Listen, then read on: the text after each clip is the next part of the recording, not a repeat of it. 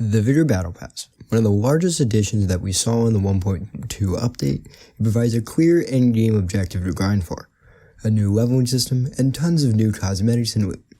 But the question that on everyone's mind is just how hard is it to grind to the max tier of the Battle Pass? And if it's too hard for you, how much will it cost your wallet to max out the Battle Pass and receive all of the rewards within? Hey everyone, it's Christopher Beast here, and in today's video, those are the questions I will try to answer. The first question I asked is, how hard is it exactly to grind out to the max tier, or tier 50?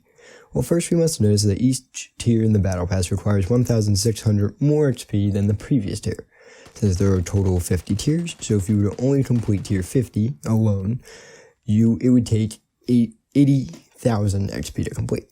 Put that on scale, that's about 800 kills alone with no boosters and just kills. There's quite a lot of XP. Now, if you were to go from tier 0 to 50, meaning you complete the entire Battle Pass without any premium pass, you have no XP boosters, you would need 2,040,000 XP in total. That's an extremely large number. If I really want to put that in perspectives, you would need, again, if you don't buy the premium pass, you would need 2,000 golden crates, 4,000 crates, 2,000 safes, 20,000 kills, or successful extracts without crate, 408,000 fuel, or 1 million fertilizer. Now, all of those would be done alone. You couldn't do a mix of those, or else you would go over, so it makes those numbers a little bit higher since we're talking about things alone here.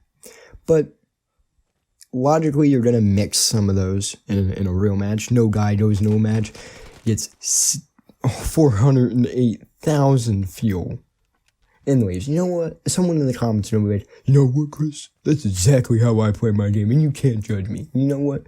If you play your game and you get 408,000 fuel, that's how you play. Fine by me. You just finished the Battle Pass.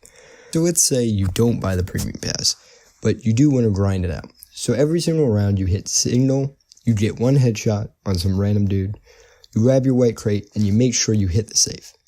But you don't loot the safe, you don't actually grab what's in it, you just hit it so you can get the XP for hitting. You would need to do that 1.2 thousand times to max out the Battle Pass. If each round takes 12 minutes, then to complete the Battle Pass, you would need around 255 hours, or right around a little over 10 days. That's not accounting for matchmaking times and the couple of crashes that will inevitably occur along the way. That's a little crazy. But realistically, you will do a bit better in some rounds. As I even said in the example, you're not grabbing the loot in the safe. The reason I said you're not grabbing the loot in the safe is that is quite randomized. And it'd be really hard to easily calculate exactly the numbers in there. So you're going to be getting a little bit more, and you're also going to have the bonus of daily quests. So it's more likely you will be able to complete the Battle Pass in a much smaller amount of time, even if you don't buy premium. However, I still do wish you luck, because it really is no small feat. Even with things like better rounds and the daily challenges, it's still an insane amount of XP you're going to need to be grinding. And I really do wish you luck if you're trying to do it from the free Battle Pass. So let's say you've gotten the premium Battle Pass, you either bought it, or you got one of the many free ones that were given away over the holidays, and you don't really want to grind. You want to know how much you need to grind. You want to know, like, how much time do I need to invest? Well, as you buy the Battle Pass, you get XP boosters, which are definitely going to be a major part of actually allowing you to complete this Battle Pass. It's going to be quite important. It's going to definitely make your life easier than the person who's doing this for free. So going back to the tier 49 example, let's say you complete tier 50. You're going to need 40,000 XP to complete tier 50. That does not mean you don't need 80,000. What that means is, practically speaking, you only need 40,000. Because you have a ×2 multiplier by the time you reach tier 50, which means for every 1 XP, you get 2 XP. So you only really practically need to get 40,000 XP. So, if you were to go from tier 1 to tier 50 with the practical idea in mind, you only need 1,255,286 XP. And while yes, that's a lot, that's not going to be as much as your free-to-play player equivalent's going to need. And again, yes, you're still getting the whole 2 million. You're just, because of the XP boosters, you're going to be getting a little bit more per 1 XP. So what exactly does 1.2 million XP equate to in activities? Again, saying you only do one thing around: 1.2k gold crates, 2.5k airdrops, 400,000 food, which, again, are all crazy, but again, not realistic. No guy is going out and just doing that. So if we return to our early example of hit signal, get a headshot, grab white crate, and don't loot the safe, but you do hit it, you would only need to do that 785 times, which once again we counted as 12 minutes a match. We get 157 hours, or 6.5 days, which is still insane, but it's much better. And with those other things I mentioned, such as better rounds and daily challenges, there's a chance that you will be able to actually complete it. And I do hope that a lot of people do complete it. I mean, the Battle Pass has some great content in it that's really worth it in my book. So, we've reached the end of grinding. You're looking at yourself and you go, this isn't going to happen. I'm not going to spend that much time. So, you pull out your old credit card and you're like, what's the damage? What do I owe? So, we got to find the answer to this. First, we have to realize that each tier in the Battle Pass is 10 times the tier's number is its cost in crowns. Meaning tier 50 costs 500 crowns, and tier 1 costs 10, and so on and so on. If we do some quick math, we can find all of the costs of every single tier, and out of such the cost of the entire Battle Pass. Buying every single tier would cost 12,750 crowns, which is a lot of crowns. But wait, how much money is that, you may inquire? Once again, there is different answers, as you can buy different packs of crowns, each costing different amounts that have different rates and different bonuses for each one. There is the $5, the $20, the $50, and the $100 pack. Each of these packs have different bonus crowns, as I've aforementioned, and while I'm an American myself, I will convert the end values to euros and pounds for my English and European viewers as well. For the sake of simplicity, at first we will not include any special packs, and then I will go back through and say what the price would be if you got the special packs. Alright, if you buy all tiers with a $5 bundle, it would be approximately 362 USD, 249 British pounds, or 291 euros.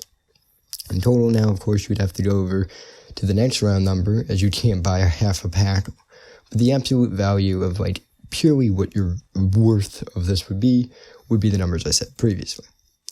The $20 pack returns the results of 272 USD, 207 British pounds, 243 euros, and the $50 pack returns 251 USD, 191 British pounds, or 242 euro, and the best bargain, the $100 pack returns 212 USD, 161 British pounds, and 189 euros.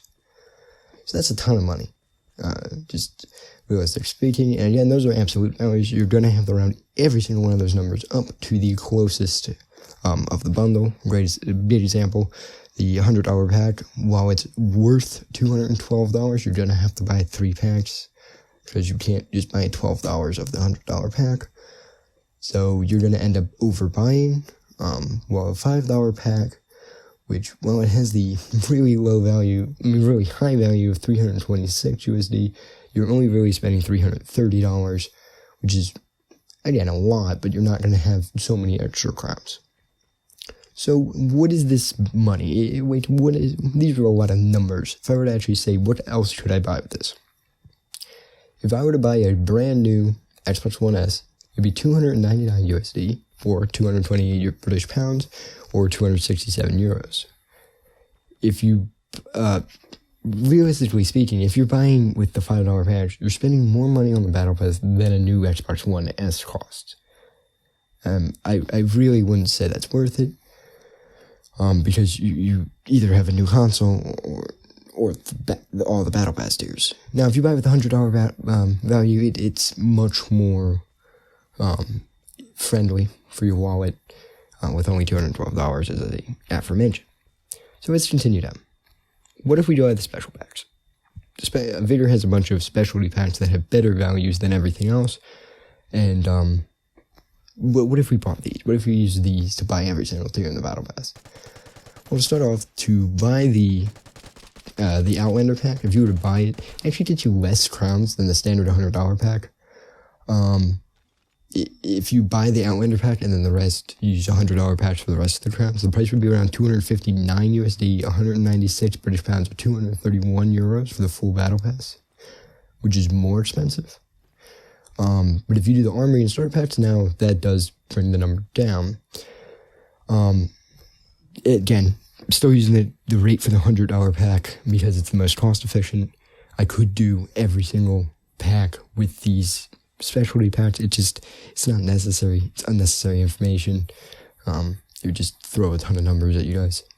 So for the Armory pack, if it was the only pack you bought, you'd save about $1, as the new price would be about a 211 USD as compared to 212 USD. If you bought just the starter pack, it follows the same rate as the Armory pack, so you're going to get the same yields. If you buy both, this saves you yet another $1, so now you're down to 210 USD. So if you bought both the packs, you save $2, which isn't much of a change, really.